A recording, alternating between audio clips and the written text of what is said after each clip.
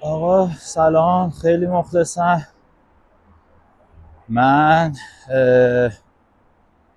همون جوری که گفتم الان تقریبا یه 2 هفته است رسیدم ویکتوریا.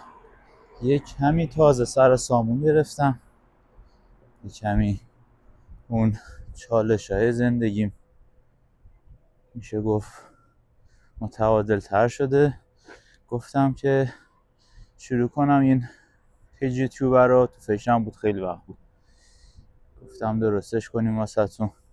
سرگرمیه واسه خودمون، هم به قول گفتنی میتونیم بقیه رو یه راهنمایی کرده باشیم اگر یه جایی یه وقتی تو موقعیتی مثل ما قرار گرفتن یه کمکی بهشون بکنه. ممنون میشم پیجمو سابسکرایب کنید و ویدیو رو لایک کنید، یه کمی به من انرژی بدید تا بتونم ویدیوهای بیشتری واسهتون بذارم.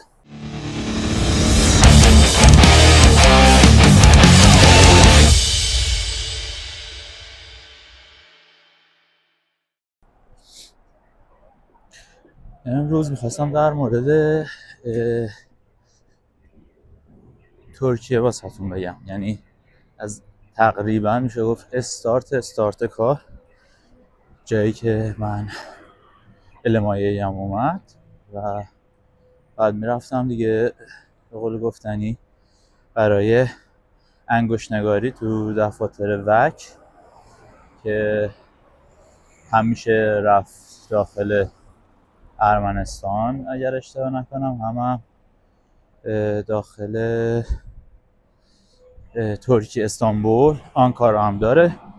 من یک کمی تحقیق کردم راجع به این مسائل و خب دوتا رفیق پایی هم داشتم که گفتن حالا میخوای بری باهات میایم رو همین حساب و مسائل دیگری مثل اینکه آنکارا خب یه کمی سختگیرترن، دبی سختگیرن، استانبول یه کم راحت‌تر میگیرن. راجع به این مسائل یه یه تحقیقی کردم و به این رسیدم که استانبول بهترین گزینه است، هم واسه سفرمون که دوستام دارن میان با هم برای اینکه بخوام برم همون دفاتر وک و انگشت نگاری ما انجام بدم. هیچی، خلاصه ما با آقا مهدی و آقا ارها بلیط همون رو گرفتیم و رفتیم سمت فرودگاه ما. آره رفتیم فرودگاه امامو، با ماشین خودمون رفتیم، ماشین رو گذاشتیم توی پارکینگ. راستش به این فکر کردیم که حالا بخوایم با به قول گفتنی با تاکسی بخوایم بریم که بعد برگردیم دوباره فرودگاه امام، بعد برگردیم خسته راه، خسته سفر، تازه دوباره بخوایم تاکسی بگیریم. وسیله هم خب 3 تا چمدون دنبالمونه، خودمون هم 3 نفریم، حالا جا بشه جا نشه گفتیم ولش کن با ماشین خودمون میریم، هزینه‌اش هم میدیم دیگه، میذاریم تو پارکینگ. ما هزینه‌اش رو نگاه کردیم، هزینه پارکینگو پارسال 1402 31 شهریور این موقع ما داشتیم رفت، چک کردیم و نگاه کردیم دیدیم زده روزی 40,000 تومان فرودگاه ما. گفتیم خب خوبه، اگر که بخوایم مثلا یک هفته ماشین رو بذاریم هیچی نمیشه. گفتیم اوکی، هیچی، رفتیم و ماشین رو بردیم. گفت که میخواین رو باز باشه پارکینگتون یا مسقف باشه؟ گفتیم میخوایم مسقف باشه. گفت که خب میشه روزی چقدر یادم نیست، 300 تومان 200 تومان 250 یه چیز توی مایه ها. گفت که دیگه دیدیم یک هفته ماشین آفتاب بخوره خودش خیلی ظلمه. قبول کردیم ما چه دیگه داریم میریم سفر، پولا خرج کنیم، حالا ماشین بنده خودم ما رو برده تا اینجا، بذار حداقل بذاریمش تو سایه. هیچی دیگه، گذاشتیمش تو پارکینگ مسقف و رفتیم به سمت سالن فرودگاه، پروازهای خارجی. آقا ما گشنمون بود در به در دنبال غذا. خب حالا رسیدیم به مبحث غذا. رفتیم یه رستوران هم بیشتر نداره تو فرودگاه ما. رفتیم قیمت‌ها رو نگاه کردیم، دیدیم ماشاءالله عجب قیمت‌هایی بکله. آه دیدیم انگار فایده نداره ما اگه بخوایم از اولش اینجوری استارت بزنیم، پارکینگ مسقف و نمیدونم، ببخشید من دستم خیلی تکون میخوره دارم راه میرم چشتم اذیت میشه. یه دونه از این دستگیرهای نمیدونم اسمش چیه سفارش دادم که تعادل برقرار میکنه دیگه. انشالله از فردا ویدیوهامو درست میگیرم. چی داشتم گفتم؟ آره دیدیم پارکینگ مسقف، حالا اونقدر نمیدونم 1-2 میلیون از این طرف، حالا یه نهار فقط فرودگاه بخوایم بخوریم خودش مثلا بشه 2 میلیون 3 میلیون. قیمتش واقعا عجیب بود، یعنی زور میگفت آدم بخواد بگیره. هیچ آقا رفتیم یه کمی هم در به دری داشتیم نگاه میکردیم، دیدیم که یه از کافه ها توی فرودگاه ساندویچ سرد داره. دیدیم ساندویچ سرد داره و 3 تا ساندویچ سرد گرفتیم. گفتیم ته دلمون رو میگیره سوار هواپیما میشیم. حالا نگین اینا خسیسن فلانم، آقا بالاخره آدم داره میره یه جایی و حواسش باشه به جیبش دیگه. هیچی ما رفتیم و حالا اتفاقا اگر که فکر میکنین حالا خسیسی به این داستان ها، میرسیم به اون جایی که نباید و نمیشه تعریف کرد که بگم چه پولایی که خرج نکردیم ما، ولی میگم تا یه جایش واسهتون میگم. آره خلاصه اینو تا اینجا داشته باش، من برم اونور خیابون.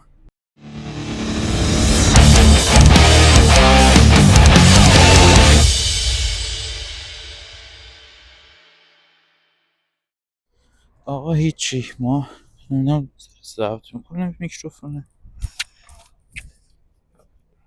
آره آقا هیچی ما دیگه سوار هواپیما شدیم و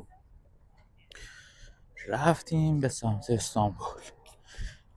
سمت استانبول و یه توری هم ما گرفتیم به اسم، اگه اشتباه نکنم، ساها تور. خیلی تور بدی بود، یعنی چه از لحاظ تور لیدره چه از لحاظ تایم بندیشون. ما رسیدیم فرودگاه، خب بار اولمون هم نبود که میریم که. رسیدیم فرودگاه و تقریبا میشه گفت 2 یا 3 ساعت ما رو همونجوری دم تو خیابون دم فرودگاه نگه داشتن تا طرف پیدا شد اومدن دنبالمون، با یه ون اومدن دنبالمون بردنمون هتلمونم اسمش نمیدونم چی سنتر بود، نمیدونم اسم تکسیم سنتر، استقلال سنتر، نه حالا اسمش میذارم همین کنار ببینید. آقا ما رفتیم رسیدیم هتل، خسته سن اعصاب داغون. ساعت چند بود؟ ساعت 12 شب اینطورا بود رسیده بودیم اگه اشتباه نکنم، فکر کنم 12 شب اینطورا رسیده بودیم. و آقا جون حواست بگه که طرف در اومد منشیه به ما گفت که اتاقی که شما رزرو کردین نمیدونم یه مشکلی داشته، نمیدونم چی شده فلانه، امکانش هست ما یه اتاق دیگه بهتون بدیم. گفتیم که خب باشه دیگه، وقتی چاره این نیست که اوکی. دیدیم اصلا امروز کلا واسه ما گذاشتن کنار اعصابمون فقط خورد. هیچ رفتیم تو اتاق. دیدیم اتاق خیلی بهتر از اون اتاقیه که اصلا ما گرفته بودیم. یعنی اتاق نبود، یه پذیرایی بود، 2 تا تخت، ویوی خوب، تازه یه اتاق دیگه هم داشت جدا، خود اتاق اسپلیت، نمیدونم تخت مجزا، همین چی درجه 1 عالی. یه کمی انرژی همون برگشت و وسایل چی دیم؟ اینو یادم رفتتون بگم. رفتیم بالا دیدیم یه کلوب دقیقاً بغل اتاق ما، یعنی در اتاقی که باز میکردی میرفت از پلا بالا میرفت تو کلوب، مثلا هم دقیقاً همینجوری که به آساتون دارم تعریف میکنم، نه کمتر نه بیشتر. من بشینم اینجا که اینجا بشینیم ویوش خوب باشه کنم، این همینجا خوبه، نورش هم و خوب باشه. نور میخوایم، نور میخوایم. حالا فعلا همینجوری میگیریم تا آره. خلاصه که آره کلوب کنارش بود و ما اول یکم وسوسه شدیم، گفتیم بریم ببینیم چیه چه جوریه، ولی خب دیدیم ساعت 12 شبه تا بیایم به خودمون بجومیم، خسته ایم، فایده نداره اینجور جا الان، بعد کم انرژی داشته باشی بخوای بری. آقا هیچ کلا رو درست بذارم که صورت هم قشنگ پیدا بشه. آره نرفتیم و به جاش گفتیم بریم بیرون.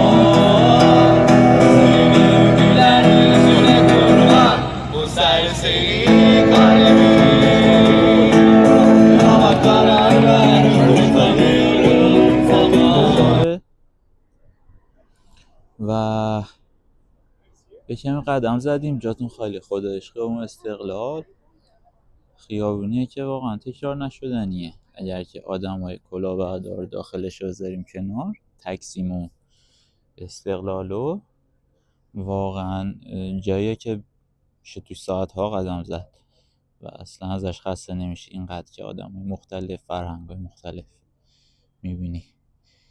هیچی دیگه. این بود از روز اول ترکیه. حالا باز اینجا نورش بهتره واسه ویدیو.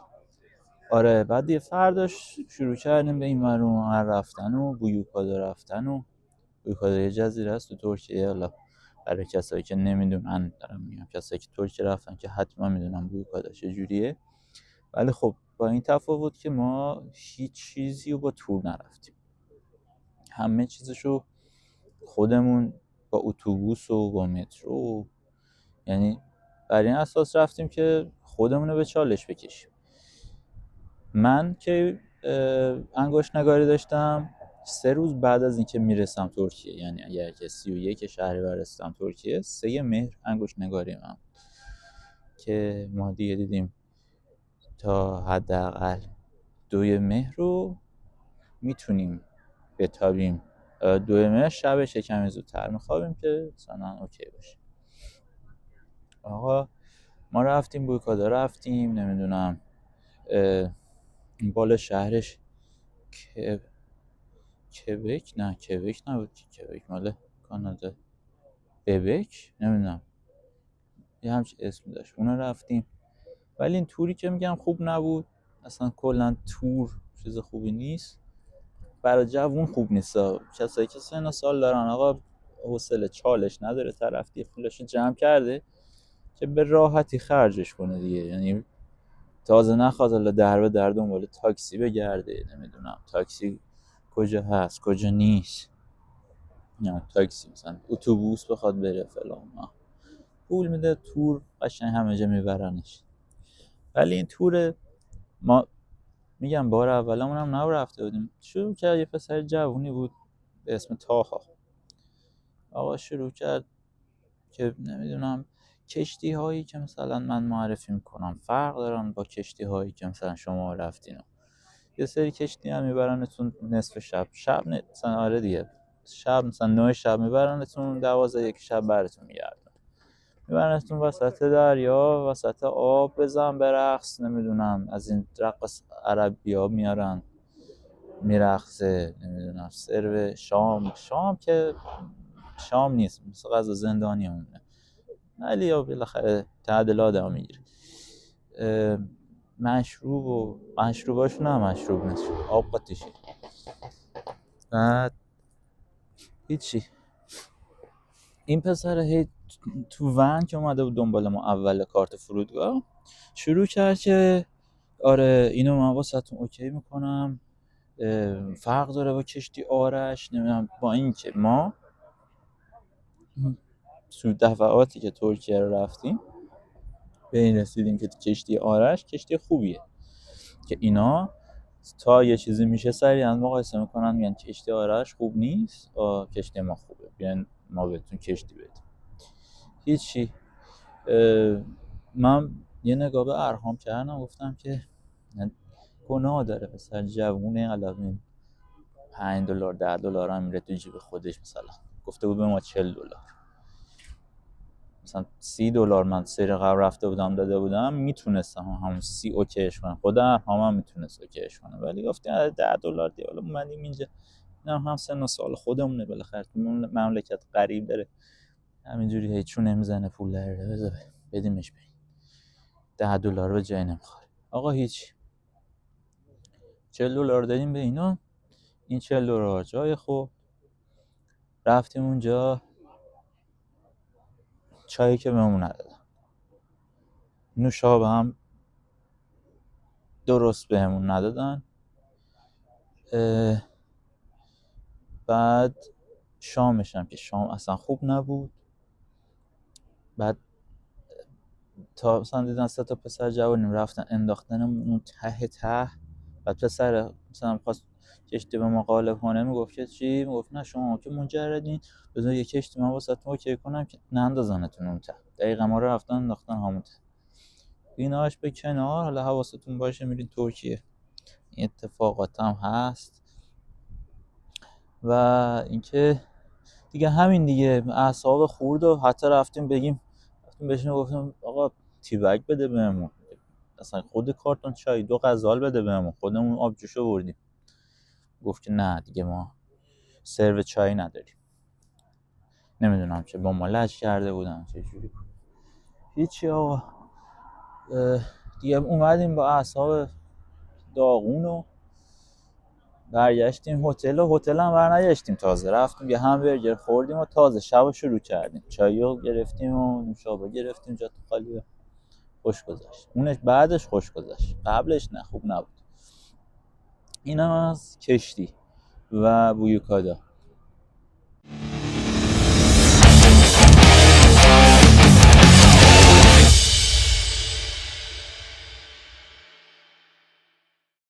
آقا هیچی، ما تو این 2-3 روز تابامونو خوردیم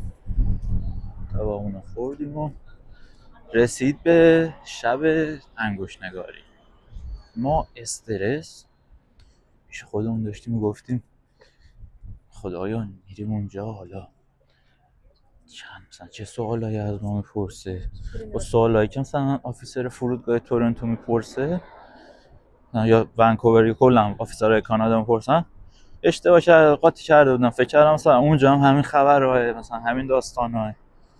آقا هیچی، رفتیم ببین اصلا حرف نزدم، باورتون میشه؟ یعنی طرف با اشاره انگار که مثلا داره با یه آدم لال حرف زد، ولی نه اینکه مثلا بگی حرف که بشه بهش گفت حرف، در حد اینکه یه انگشت تا 4 تا بذار اینجوری رو دست کن، 60 تا اینجوری بذار، 2 تا 60 تا با همینجوری بذار، 2 تا انگشت 4 تا اینجوری با هم بذار. ما گذاشتیم و بلند شو وایسا و تو دوربین نگاه کنن فلان. یه اتیکت زد پشت پاسپورتمونو، گفت برو به سلام. آقا ما رفتیم و هیچی، تموم شد رفت. و دیگه منتظر می بودیم تا به قول گفتنی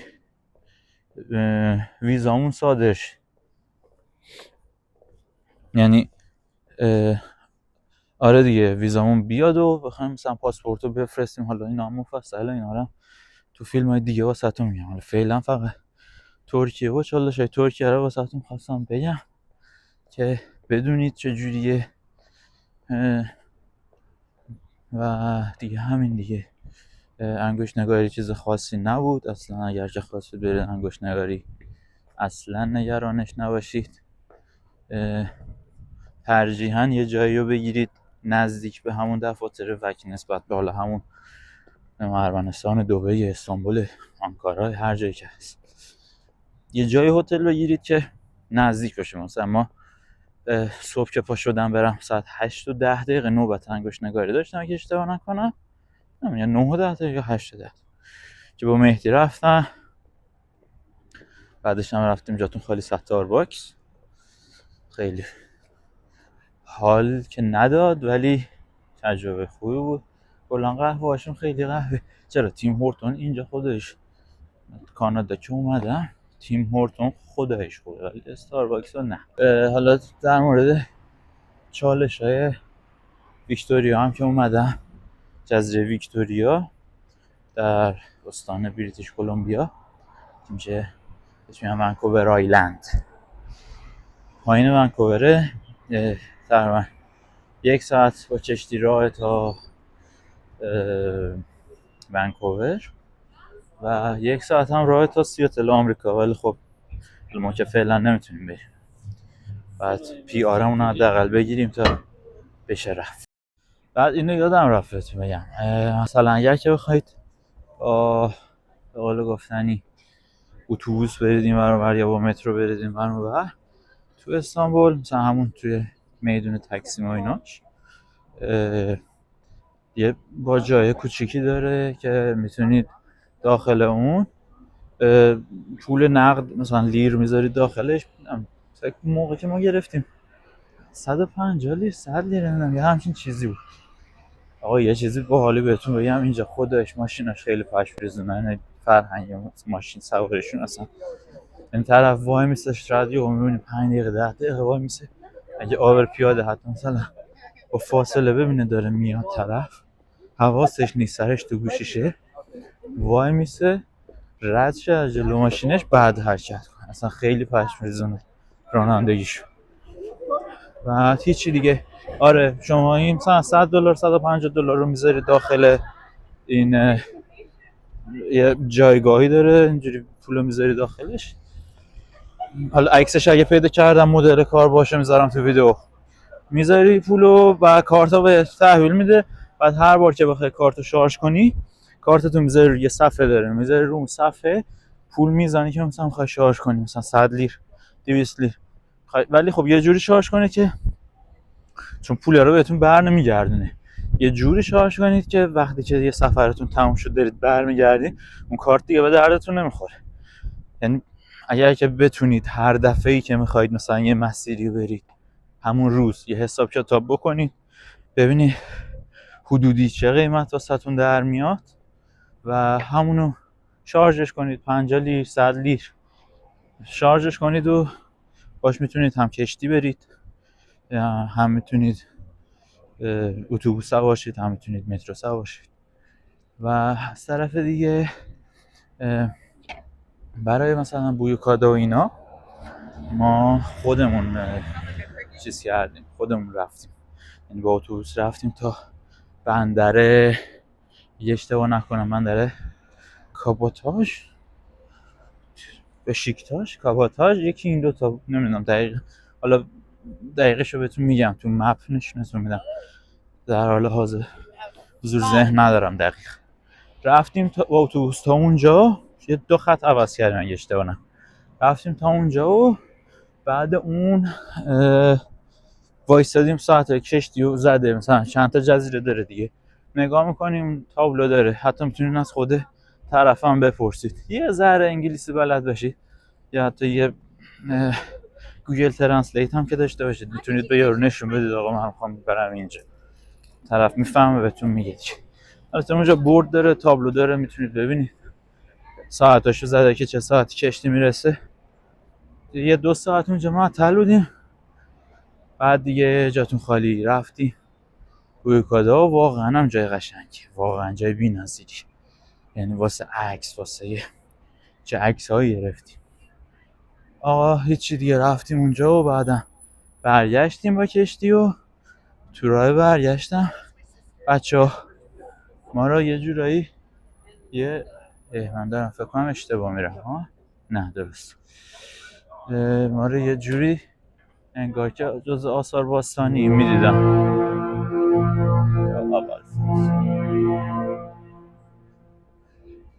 و یه چند تا عکس ازمون گرفتن، عکس یادگاری.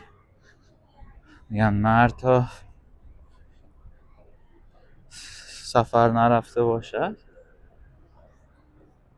نه اون که نه، یعنی چی؟ بسیار سفر باید تا پخته شود خامی، ولی سعی کنید خامی رو همیشه داشته باشید.